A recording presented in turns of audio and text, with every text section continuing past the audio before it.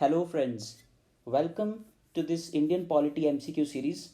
Today we are going to discuss 10 multiple choice questions on the topic presiding officers of parliament. Since the topic of parliament is very vast and very lengthy, we have divided the topic into three parts. So the first part was the composition of the parliament, which we discussed in the previous video. If you have not seen that, do check out on our YouTube channel. And in this video we are going to discuss multiple choice questions on the presiding officers of parliament. So let us start. First question: in the absence of speaker and deputy speaker of Lok Sabha, who gets to preside over the sitting of parliament, over the joint sitting of parliament? The options are A, chairman of Rajya Sabha, B, president of India, C, deputy chairman of Rajya Sabha, or D, any member elected by the joint house.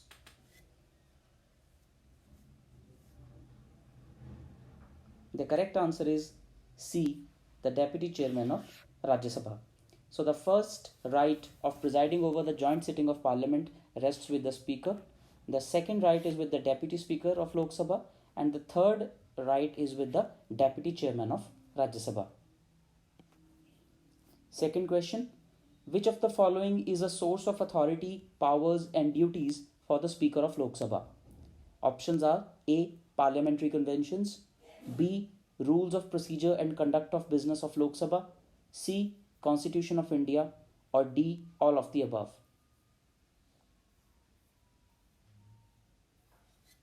Correct answer is D, all of the above. So the Speaker of Lok Sabha derives his or her power from all these three sources. Third question: the Speaker of Lok Sabha is the chairperson of which parliamentary committee? The options are A, Privileges Committee, B, Public Accounts Committee, C, General Purpose Committee, or D, none of the above. The correct answer is C, General Purpose Committee. So the Speaker is the chairperson of three committees. First is the General Purpose Committee, second is the Business Advisory Committee, and third is the Rules Committee. So these are the three committees which are chaired by the Speaker of Lok Sabha, and for other parliamentary committees, other MPs may be appointed. Fourth question: choose the incorrect statement vis-a-vis the Deputy Speaker of Lok Sabha. Options: A, Deputy Speaker is elected after the election of Speaker has taken place. B, Deputy Speaker is subordinate to the Speaker. C, Deputy Speaker submits his resignation to the Speaker. Or D, it is mandatory for the Deputy Speaker to be a member of Lok Sabha.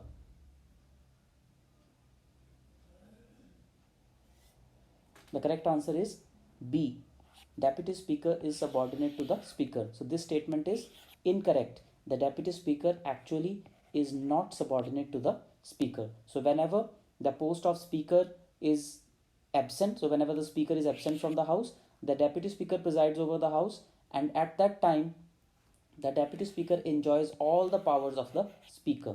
And when the Speaker is presiding over the House, the Deputy Speaker is just like any other member of the House. Therefore, Deputy Speaker is not subordinate to the Speaker. Fifth question: who among the following is not a member of the House upon which he or she presides? Options are A, Chairman of Rajya Sabha, B, Deputy Chairman of Rajya Sabha, C, Speaker of Lok Sabha, or D, Deputy Speaker of Lok Sabha.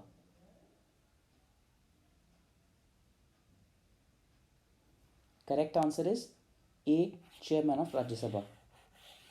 So since the Chairman of Rajya Sabha is actually the Vice President of India, and Vice President of India should not be a member of either House of Parliament or of a state legislature, therefore the Vice President acts as the Chairman of Rajya Sabha in his or her ex officio capacity.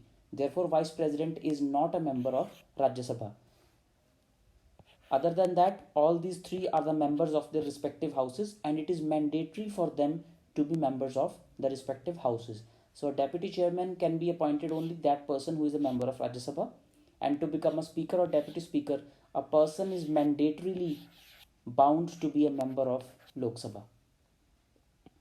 Sixth question: Choose the incorrect statement. Option A, the President administers oath to the Speaker pro tem. Option B, always the senior most member is selected for this post. C, the Speaker pro tem has all the powers of the Speaker. Or D, none of the above.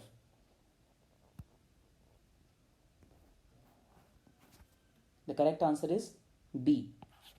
So B is an incorrect statement because it is not always that the senior most member is selected as the Speaker pro tem. It is usually the case. However, at the discretion of the President of India, any other member may also get appointed as the Speaker pro tem. So the Speaker pro tem is that person who is the temporary Speaker of the House, that is the Lok Sabha, after the general elections have taken place. So after the Lok Sabha elections have taken place, the new House assembles, having 543 newly elected members, but none of them can preside over the House. So to get over this situation, the President of India appoints a person as Speaker pro tem who acts as a temporary Speaker for a few days, and his two main tasks are: number one, to administer oath to all the members of Parliament, and second is to facilitate the election of the Speaker. Once these two tasks are complete, the Speaker pro tem ceases to exist.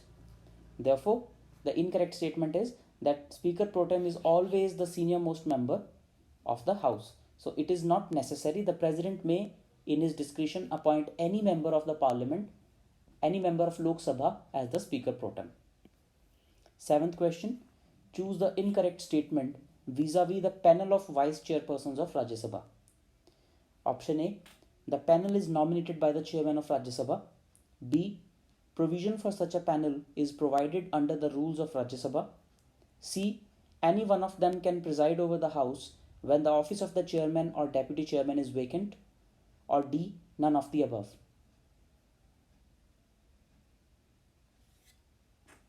The correct answer is C. Since the question is asking for an incorrect statement, option C is incorrect because any person from the panel of vice chairpersons of Rajya Sabha can preside over the House only when the chairman and deputy chairman are absent. So there is a huge difference between absence and vacancy. You should understand this. So absence is when a person is absent for a few days or for a few weeks from his seat, but no new election is going to be held on that particular seat. That case is absence. So in case of absence, anyone from the panel can preside over the House. But in case the seat becomes vacant, now vacancy means that now new elections have to be conducted on that particular designation. So in case of vacancy, the President may appoint any person to preside over the House. Therefore, the word vacant here is incorrect. It should be absent. Question number 8. In 1925, who became the first Indian and the first elected Speaker of the Central Legislative Assembly? Options are A, G.V. Mavalankar, B, Rajendra Prasad, C, Vittal Bhai J. Patel, or D, Sachidanand Sinha. Correct answer is C, Vittal Bhai Patel. Ninth question, choose the incorrect statement. A, in case of disqualification of the members of Lok Sabha on the ground of defection, the Speaker is the deciding authority. B, the Speaker can be removed by a resolution passed by the Lok Sabha by an absolute majority. C, while presiding over the House, the Speaker cannot vote in the first instance. And option D, the work and conduct of the Speaker can never be discussed and criticized in the Lok Sabha.